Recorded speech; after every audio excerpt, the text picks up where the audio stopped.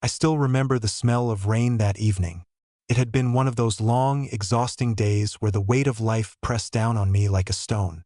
The kind of day where all you want is to step through the front door and feel like you belong somewhere, like someone is waiting for you. Not because they have to, but because they want to. I tossed my keys on the counter, my shirt damp from the humidity outside.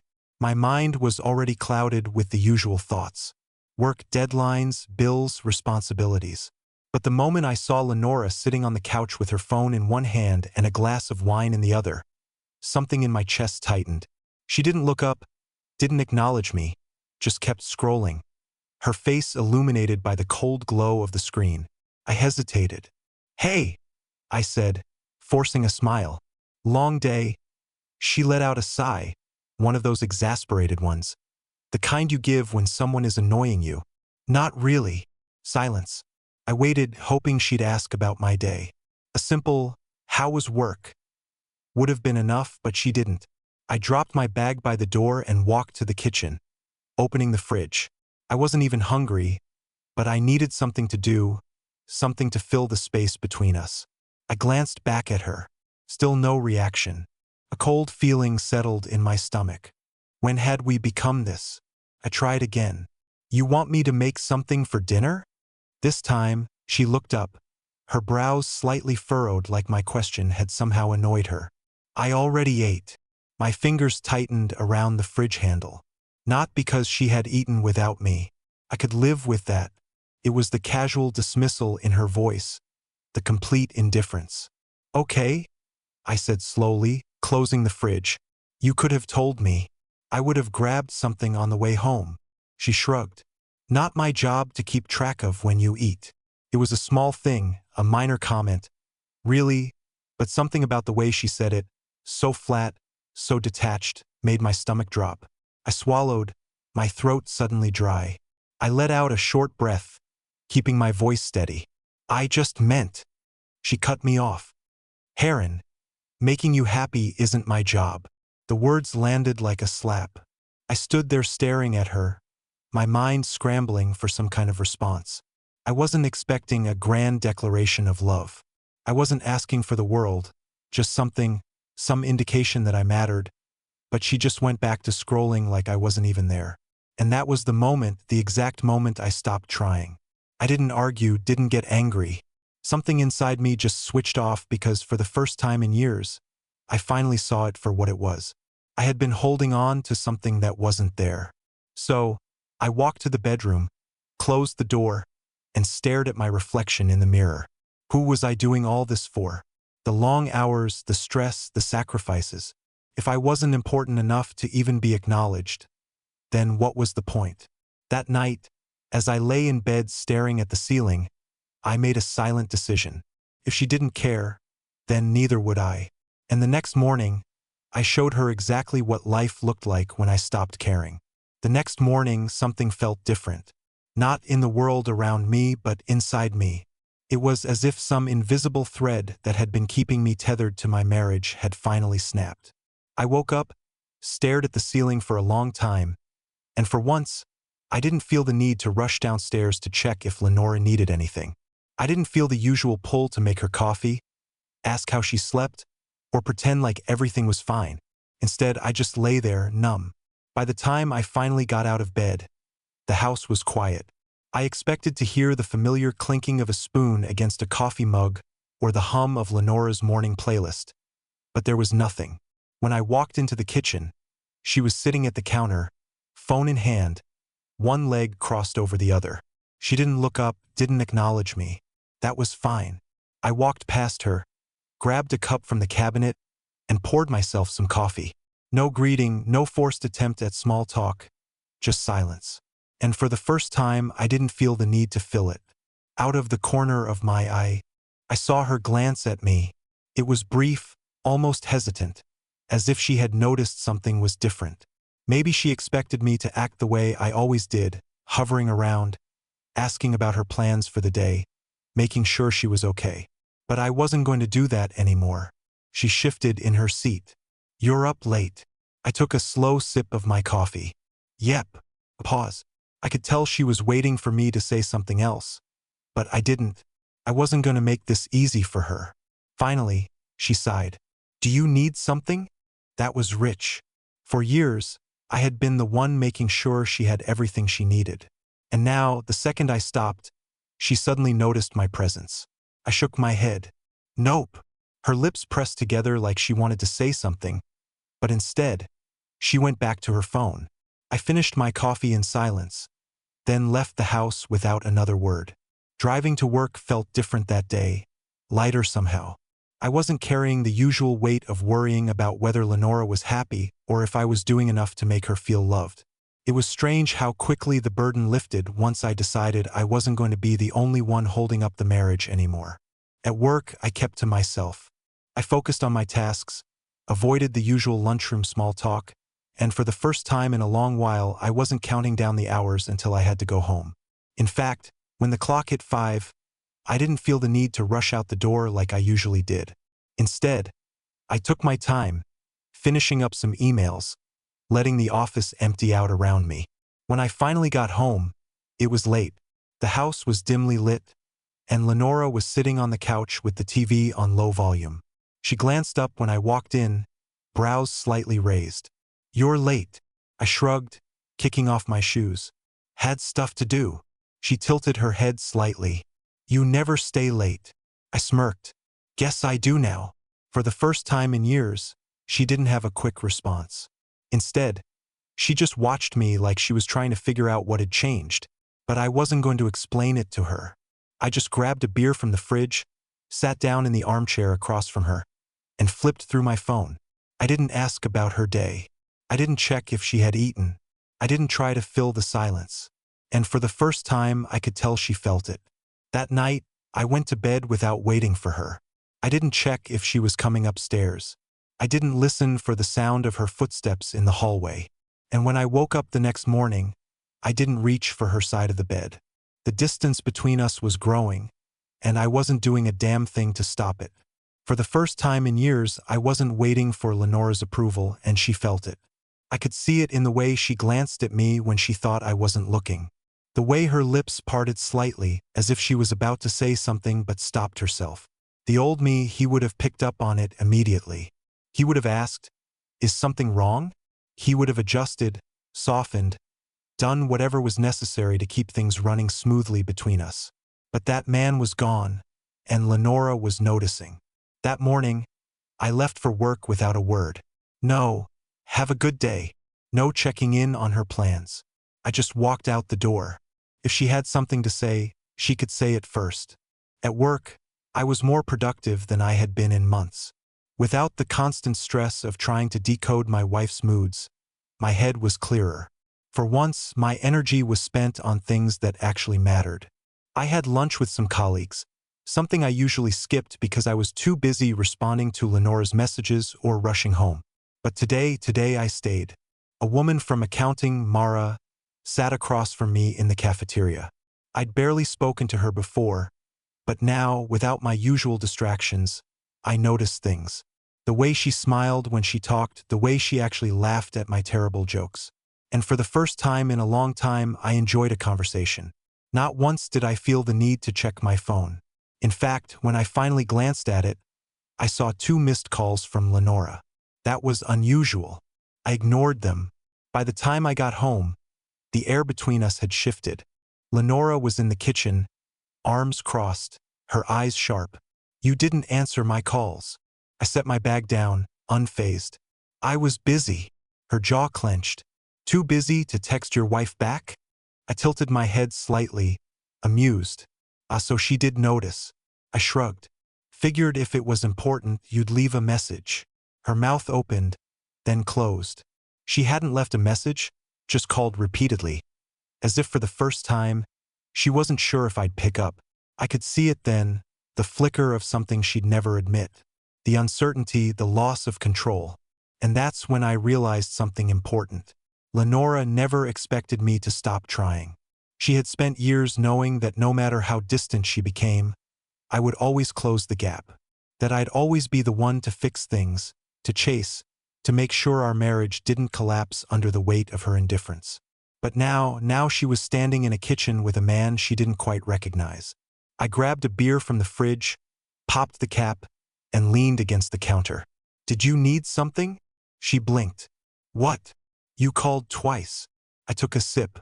"So, what was so important?" She shifted on her feet. I watched as she tried to come up with a reason, something that justified her need to reach me. But there was nothing. She hadn't had anything important to say. She just wanted to know where I was. For the first time in years, she was on the other side of the silence. I let that silence hang between us for a long moment before I pushed away from the counter. "I'm going to shower." And just like that, I walked away. No explanation, no apology, no desperate attempt to fix something that for once wasn't my problem. That night, as I lay in bed, I heard her shifting beside me, her breaths uneven, her body tense. And in that moment, I knew Lenora wasn't sleeping. She was thinking, wondering, and maybe, just maybe, for the first time in our marriage, she was afraid to lose me. Something had changed, not just in me, but in the air between us. It was subtle, almost unspoken, but it was there. I could see it in the way Lenora's eyes lingered on me longer than before, the way she seemed unsettled. She wasn't used to this version of me, the one who didn't reach out, who didn't smooth things over, who didn't make it his life's mission to keep her happy. And for the first time, I wondered if she even knew who she was without me constantly orbiting around her. That morning, I got dressed without a word. I took my time shaving, buttoning my shirt, adjusting my tie in the mirror. I had always been the type to rush in the mornings, making sure everything was in place, making sure she had what she needed. But today I was taking my time for me. By the time I walked into the kitchen, she was already there, sitting at the counter with her phone. I half expected her to ignore me like she usually did, but instead, she looked up. "You're up early." I poured myself a cup of coffee, letting the silence stretch. "Yeah." A pause. She tapped her nails against the counter, something she only did when she was thinking too hard about something. "You got plans after work?" That was new.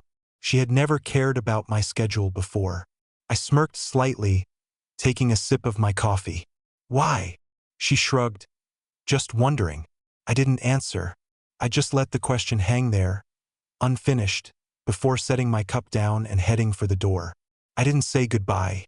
I didn't tell her when I'd be back. And when I glanced over my shoulder, I caught her watching me. The moment I stepped outside, I felt lighter, freer, and the best part, I wasn't faking it. At work, I found myself more engaged than ever. I accepted an invitation to grab lunch with some coworkers.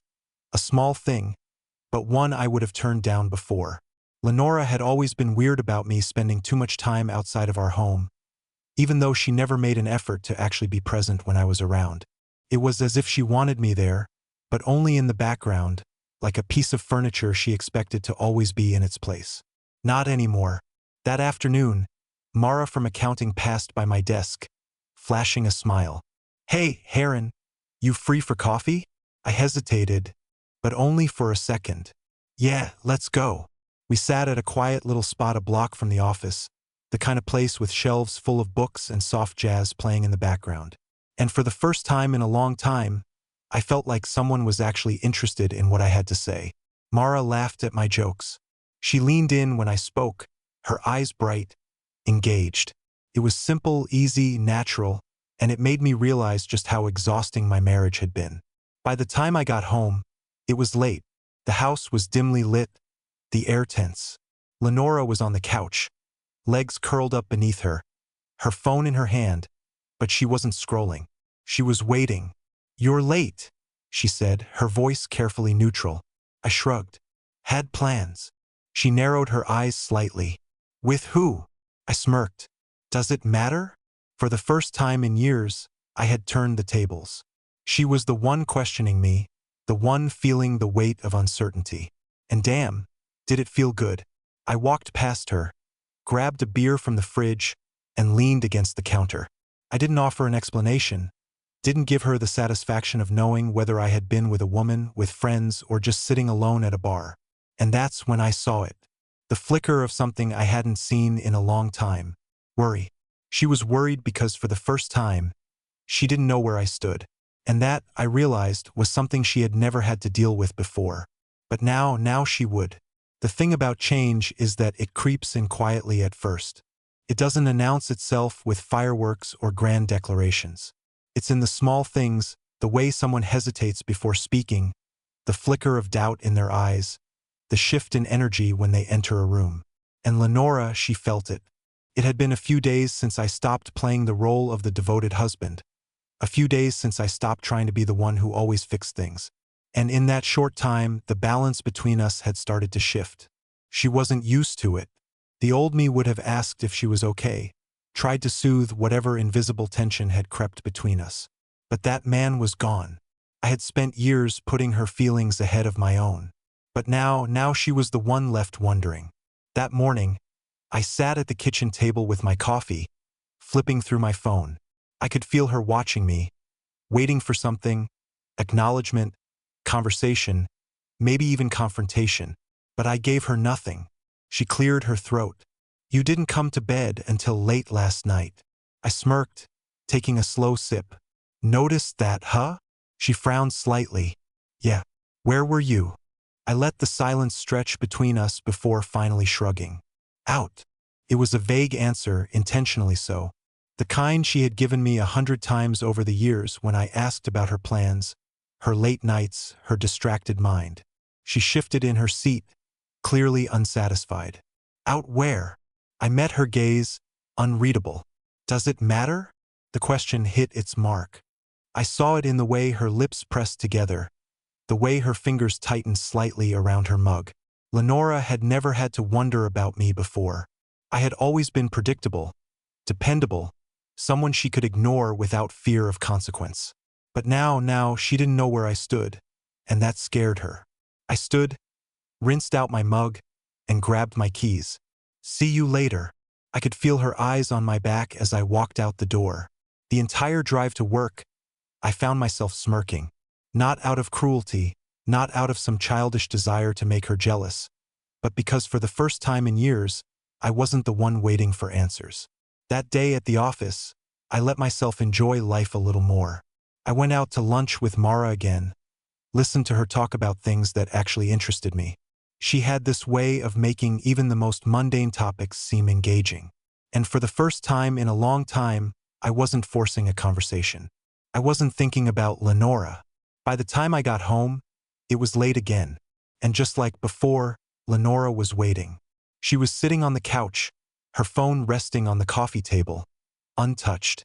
That was the first sign that something was different. Normally, she was glued to that thing, scrolling through social media, texting her friends, distracting herself. But now she was focused on me. "You're late again," she said. I kicked off my shoes, stretching. "Busy day." She didn't move. "With what?" I smirked. "Why do you care?" That did it. Her jaw clenched, and for the first time in a long time, she looked frustrated, maybe even angry. "You're acting weird," she muttered. I laughed. Actually laughed. "Am I?" She stood up, arms crossing over her chest. "Yes, you are. You're staying out late. You're ignoring my texts. You're—" She cut herself off, taking a breath. "Are you trying to prove something?" I tilted my head slightly, amused. "Should I be?" Silence. For the first time, she was the one at a loss for words. I walked past her, heading to the kitchen, grabbing a drink from the fridge. When I turned back, she was still standing there, arms crossed, staring at me like she was seeing me for the first time. And maybe she was, but it was too late for that now, because the truth was, I had already seen who she was a long time ago. She just never thought I'd stop caring. It had been a week since I stopped being the man Lenora expected me to be. A week since I decided that if she didn't care about my happiness, then I wouldn't care about hers either. And in just those few days, the entire rhythm of our relationship had shifted. She felt it. I could see it in her posture, in the way she glanced at me with uncertainty, in the moments she hesitated before speaking. Lenora had never second-guessed herself before. She never had to. She was used to being in control, dictating the terms of our marriage without ever explicitly saying anything. For years, she had the luxury of knowing I would always be there, always bending to keep the peace, always making sure that she was comfortable. But now she was uncomfortable. and she didn't know why. I had spent years chasing after her approval, believing that if I just did enough, if I just proved my worth over and over again, she would eventually see me the way I once saw her. But that illusion was shattered now. And the funny thing, I wasn't even angry anymore. There was no resentment, no deep well of bitterness, just clarity.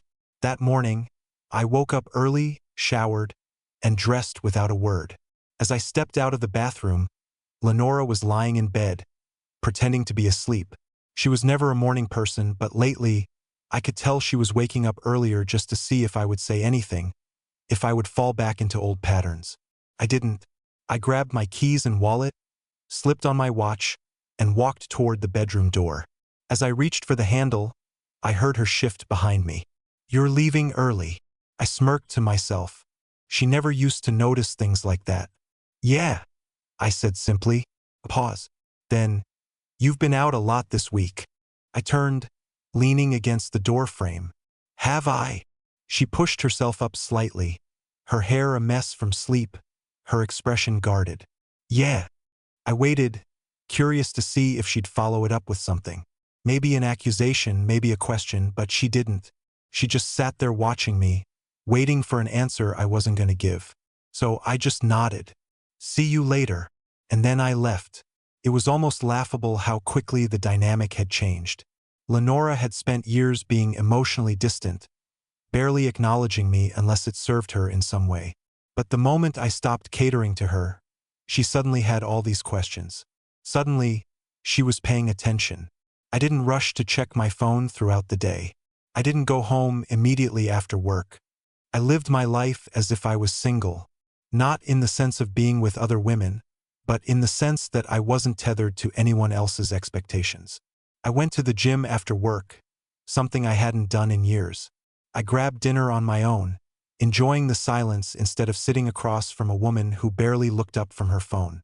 And when I finally walked through the front door that evening, Lenora was sitting on the couch, legs curled up beneath her, her eyes locking onto me the second I stepped inside. "You didn't answer my text." I dropped my keys onto the counter. "Didn't see it." Her jaw tightened. "It was hours ago." I shrugged. "Must have been busy." Her fingers drummed against her knee.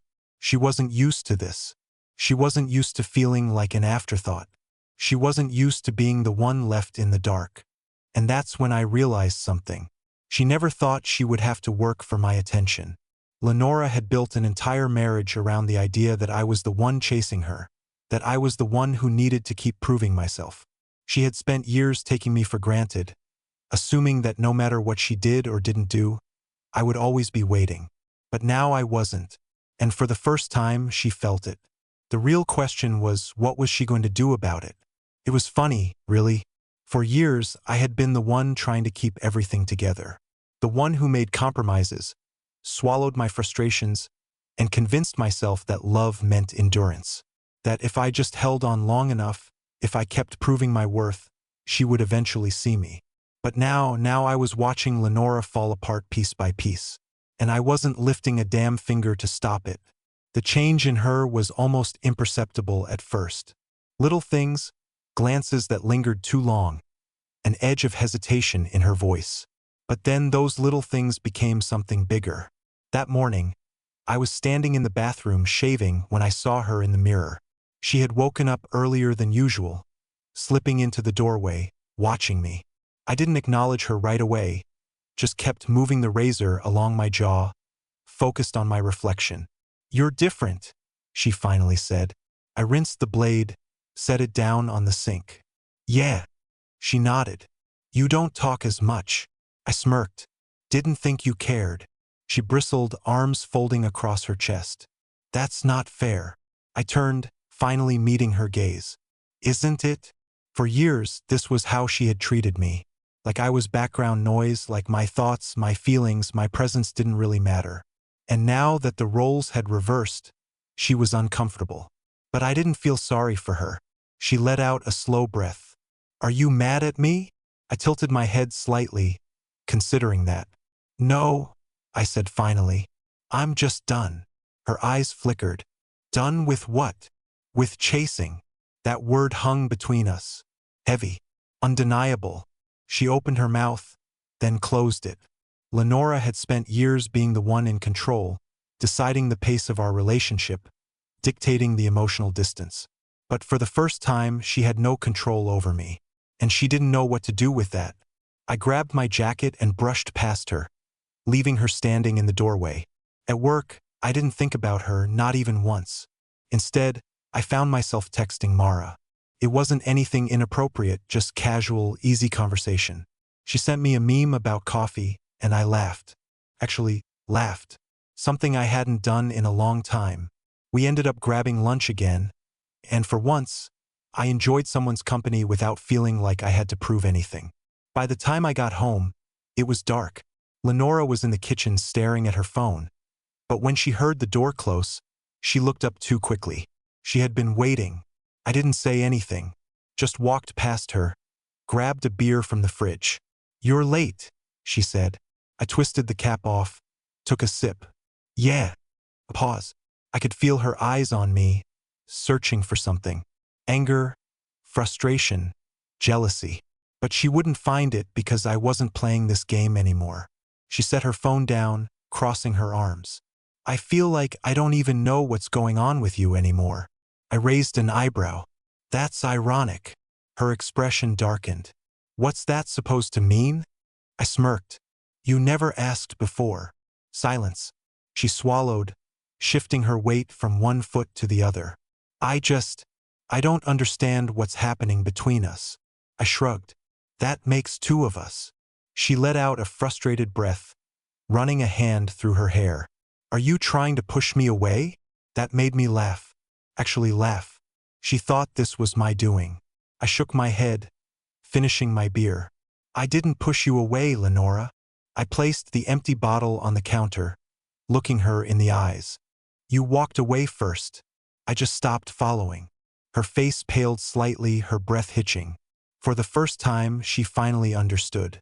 She had spent years pulling away, believing I would always be there, that I would always chase, always fight for her attention. But now there was nothing left to fight for, and she felt it. That night, as I lay in bed, I heard her shifting beside me. She was awake, restless, because for the first time in our marriage, she was afraid to lose me. I woke up the next morning feeling lighter than I had in years. Not because anything grand had happened overnight, but because something deep inside me had settled. A quiet understanding. A truth I had been avoiding for far too long. Lenora was already awake, sitting at the edge of the bed, staring at the floor. Her back was stiff, her fingers laced together in her lap. She looked small, uncertain, like she had been up all night wrestling with something she didn't know how to fix. I sat up, stretching, waiting to see if she'd say something first. She did. "Harlan," she murmured, her voice softer than I had heard in a long time. "I don't like this." I ran a hand over my face. "Don't like what?" "This." She gestured vaguely between us. "Whatever's happening. I don't know how we got here." I let out a slow breath, nodding to myself. "I do." She glanced at me, searching my face. "Then tell me." I met her gaze, not with anger or resentment, but with the truth. "We got here because I spent years trying to be enough for you, and you never even noticed.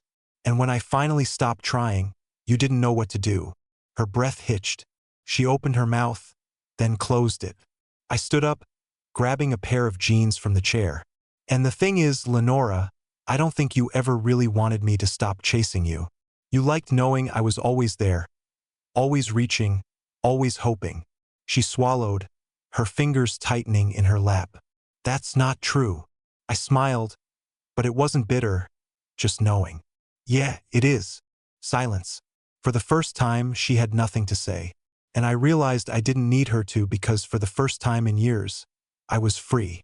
I wasn't angry. I wasn't waiting for an apology. I wasn't carrying the weight of trying to fix something that had been broken for a long time. And that was when I knew it was over. I grabbed my bag, slung it over my shoulder. "I think we both deserve better than this." Lenora looked up, her eyes wide. "Harlan." I shook my head. "No, I'm not saying this to hurt you. I finally see things clearly. I exhaled, rubbing the back of my neck. We've been drifting apart for a long time, Lenora, and I think we both knew it.